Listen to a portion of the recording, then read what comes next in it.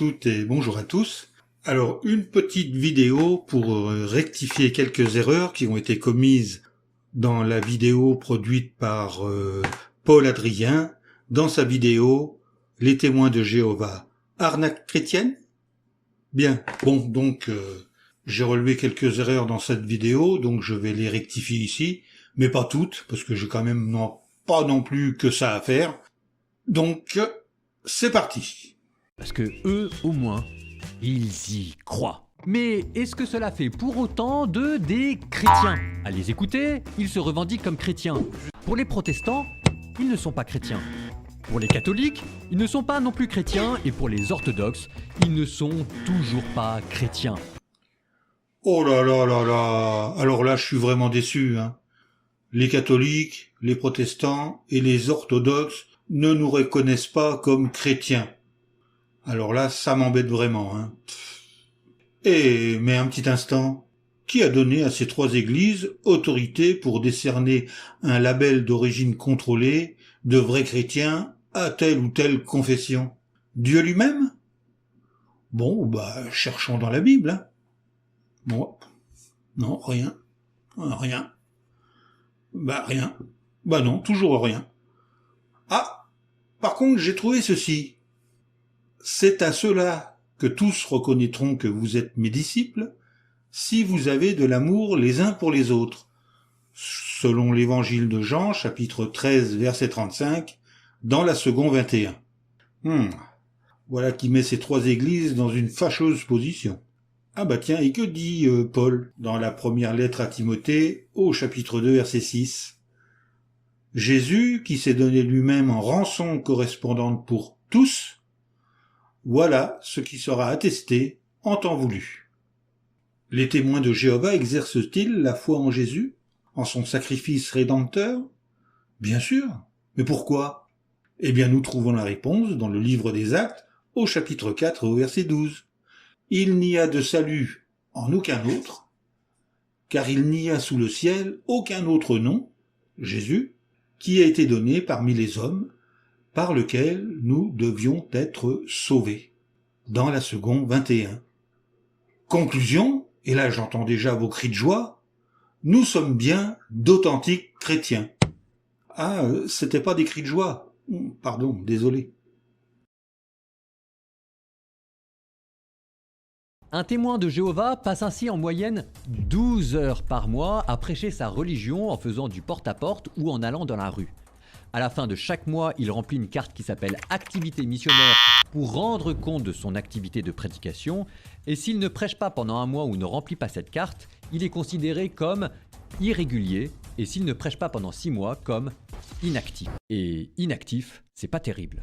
Alors, premièrement, le rapport d'activité ne concerne désormais que les pionniers et les missionnaires. Monsieur Paul Adrien termine sa phrase en disant « Et être inactif, c'est pas terrible. » Et puis plus rien. Pas de précision sur ce qui n'est pas terrible. C'est ce qu'on peut appeler de la manipulation mentale, en laissant planer un doute sur une chose terrible qui pourrait arriver à une personne. C'est ainsi qu'on instille dans l'esprit de ses auditeurs une connotation négative envers une ethnie, une race ou une religion. Alors, qu'arrive-t-il à un missionnaire s'il est inactif? Sera-t-il fusillé à l'aube d'un froid matin d'hiver brumeux? Envoyé au lit sans manger ou encore flagellé? Rassurez-vous, rien de tout cela. On peut être inactif parce qu'on est malade et hospitalisé, ou peut-être même découragé, et dans ce cas, nous recevrons toute l'aide spirituelle dont nous avons besoin. Il peut arriver aussi que le pays où nous sommes affectés puisse être ravagé par la guerre, et qu'il ne nous soit plus possible d'atteindre l'objectif de temps auquel nous nous sommes engagés par un vœu. Quoi qu'il en soit, quelle que soit la raison pour laquelle une personne n'évangélise plus, ce n'est pas cela qui lui vaudra d'être renvoyé de l'assemblée.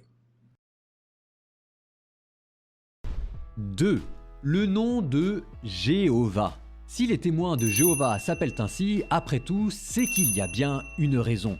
Ce nom est très important pour eux. Jéhovah vous vient du tétragramme sacré, YHWH, le nom par lequel Dieu s'est révélé à Moïse Mais comment est-on passé de YHWH à Jéhovah? C'est parce que les témoins ont pris les consonnes du tétragramme et ils lui ont rajouté les voyelles du nom Adonai.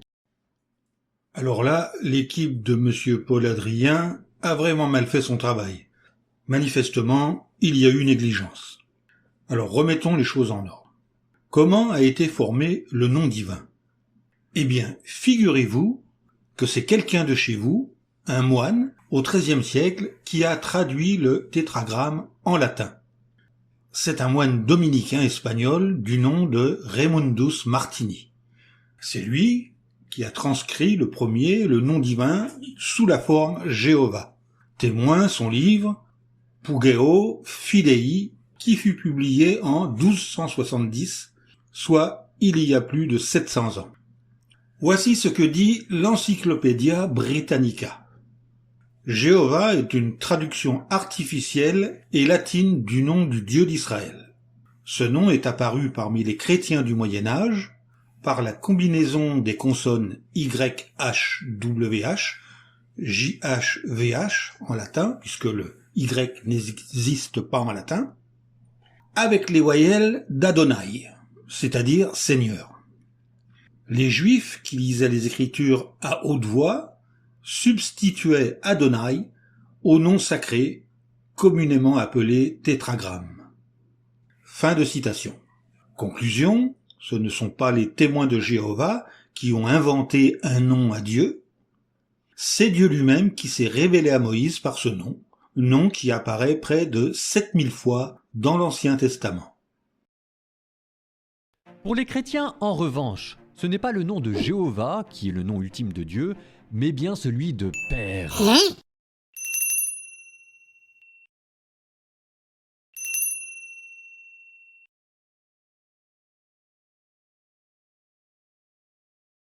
Ah là, j'avoue, c'est la première fois que j'entends ça. Eh bien, je dois vous le dire, Père, ce n'est pas un nom propre. C'est un titre, comme Seigneur, Majesté, Monsieur, etc.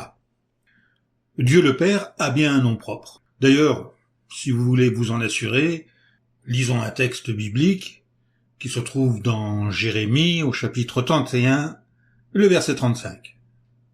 Voici ce que dit Jéhovah, lui qui donne le soleil pour éclairer le jour, et les lois de la lune et des étoiles pour éclairer la nuit, lui qui soulève la mer et agite ses vagues, lui qui a pour nom Jéhovah des armées. Voilà, c'est clair, non? Pour les témoins de Jéhovah, Jésus n'est pas la parole de Dieu. Ah là, voilà une chose que j'ignorais. Pour les témoins de Jéhovah, Jésus n'est pas la parole de Dieu. Alors, on va dire encore une fois que l'équipe de Monsieur Paul Adrien n'a pas bien fait son travail et qu'il a été mal informé. Et je suis sûr qu'en tant que prêtre, il n'a pas menti sciemment. Mais après tout, c'est peut-être moi qui me trompe. Alors je vais vérifier dans nos publications. Voilà, je cherche, Ah voilà, que lit-on? Dans la Bible, la parole est également un titre qui s'applique à Jésus-Christ en tant qu'esprit dans les cieux, ainsi qu'en tant qu'humain sur la terre. Mais ça, c'est ce que disent nos publications. Maintenant, est-ce que la Bible dit la même chose dans notre propre traduction? Eh bien, lisons dans l'évangile de Jean, le chapitre 1, le verset 14. Ainsi la parole devint chair et vécut parmi nous, et nous avons contemplé sa gloire, une gloire comme celle d'un fils unique, qui vient d'un père, et il était plein de faveur imméritée et de vérité. Mais qui est ce fils unique? Il n'est pas spécifié que ce soit Jésus. Alors, on va lire un autre verset maintenant. Cette fois, dans la première lettre de Jean, au chapitre 4, le verset 15. Celui qui reconnaît que Jésus est le Fils de Dieu reste en union avec lui, et lui en union avec Dieu. Conclusion, les témoins de Jéhovah enseignent bien que Jésus, qui est le Fils unique engendré de Dieu, est bien la parole de Dieu. Mais pour les témoins de Jéhovah, Dieu n'est pas père. D'ailleurs, il ne faut pas l'appeler père, mais Jéhovah. Décidément, Monsieur Paul Adrien a vraiment besoin de changer d'équipe et de recruter des gens qui soient vraiment compétents. Enfin, quand on publie des informations, le minimum, c'est de les contrôler. Bien sûr que nous appelons Dieu Père. Nous ne l'appelons pas uniquement par son nom personnel, Jéhovah. Que disent nos publications? Tour de garde de janvier 2008. Père. Peu de mots font naître en nous des sentiments aussi profonds. Un père qui aime vraiment ses enfants les aide à s'épanouir. C'est avec raison que la Bible présente Jéhovah Dieu comme un père. Étant le Créateur, Jéhovah Dieu est appelé Père. Oui, nous appelons notre Dieu Père, Père Jéhovah. Et que dit notre traduction de la Bible? Eh bien, lisons l'évangile de Jean au chapitre 4 et au verset 23.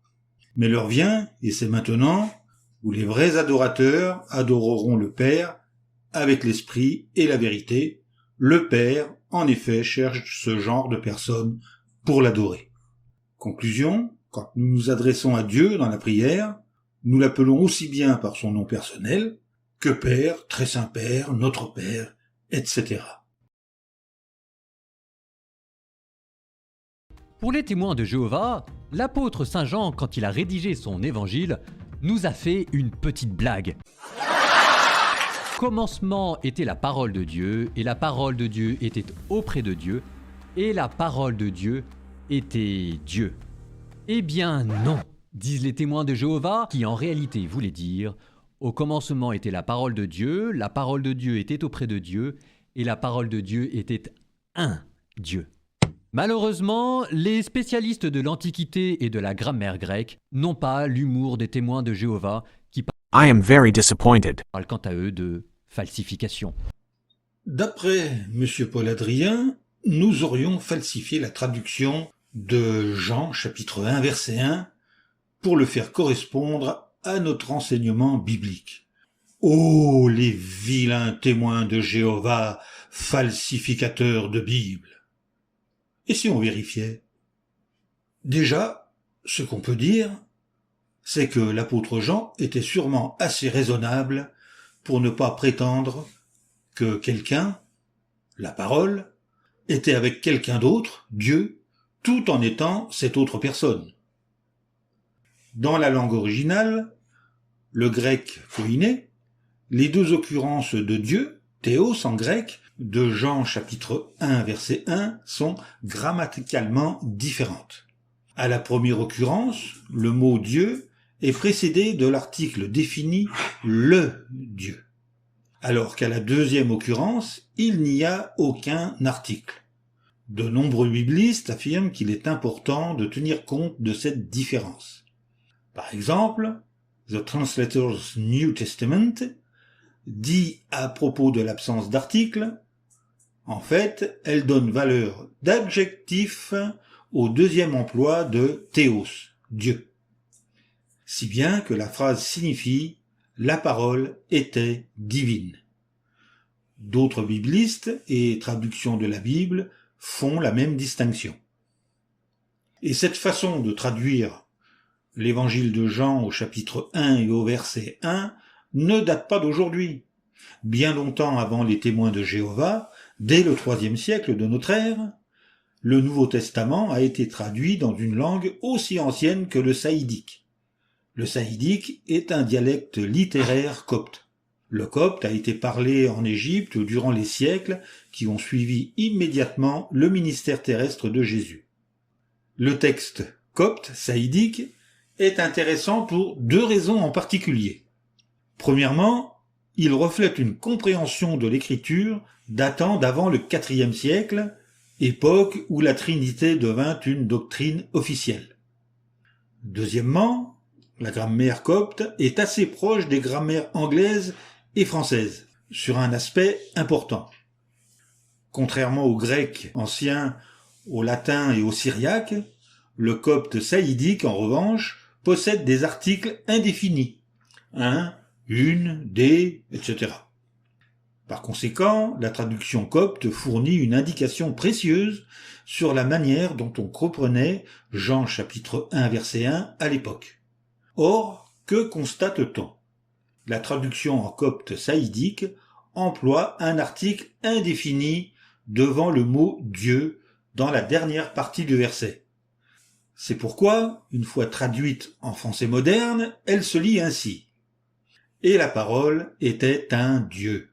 Manifestement, pour ces traducteurs du temps passé, les paroles de Jean chapitre 1 verset 1 ne signifiaient pas que Jésus devait être identifié au Dieu Tout-Puissant. La parole était un Dieu, pas le Dieu Tout-Puissant. Pour le reste, je vous renvoie vers des érudits tels que les professeurs Edgar Goodspeed, Allen Whitgren, Alexander Thompson, Robert McCoy, etc., etc. Vous ferez vos recherches si vous en avez le courage. Moi, les témoins de Jéhovah avec leur porte-à-porte, en fait, je les aime bien et ils ont une ferveur que j'aimerais bien qu'on ait dans l'église catholique. Alors, on peut appeler ça de la ferveur, si on veut, mais c'est bien plus que de la ferveur, c'est de la foi. Et la foi est un aspect du fruit de l'Esprit Saint. En effet, c'est vraiment l'Esprit Saint qui nous pousse à aller évangéliser de maison en maison avec constance et avec assiduité. Que lit-on dans la lettre aux Galates, au chapitre 5 et au verset 22 ? L'apôtre Paul, sous inspiration, nous dit « Par contre, le fruit de l'esprit est amour, joie, paix, patience, bienveillance, bonté et foi. » J'arrête là la liste. Pour recevoir cet esprit, nous devons le demander à Dieu dans la prière, selon Luc, chapitre 11, verset 9, verset 10 et verset 13. Il est également essentiel de lire la parole de Dieu qui a été écrite sous l'action de son esprit. Ensuite, il nous faut méditer sur ce que nous avons lu et essayer d'appliquer ce que nous avons appris. Si nous agissons ainsi, l'Esprit de Dieu pourra influencer notre vie et nous aider à avoir le genre de foi qui plaît à notre Dieu. De plus, étant de vrais chrétiens, nous obéissons au Seigneur Jésus qui nous a ordonné d'aller évangéliser jusqu'à la période finale du monde. Et comme cette période finale du monde n'est pas encore arrivée, nous continuons à évangéliser. Dans l'évangile de Matthieu, au chapitre 28, au verset 19 et 20, nous lisons « Allez donc vers les gens de toutes les nations, et faites des disciples parmi eux, les baptisant au nom du Père, du Fils et de l'Esprit Saint, leur enseignant à pratiquer tout ce que je vous ai commandé, et voyez, je serai avec vous tous les jours jusqu'à la période finale du monde. » Et pour conclure, souvenez-vous de cette prophétie de Jésus, qui est consignée dans l'évangile de Matthieu au chapitre 24 et au verset 14. Nous lisons « Et cette bonne nouvelle du royaume sera prêchée sur toute la terre en témoignage pour toutes les nations, et alors viendra la fin. » À méditer. Cette vidéo est terminée. Contrairement à mon habitude, je vous dis aujourd'hui, lisez la parole de Dieu chaque jour, creusez-la, méditez-la, et surtout, mettez-la en pratique. À bientôt pour une nouvelle vidéo.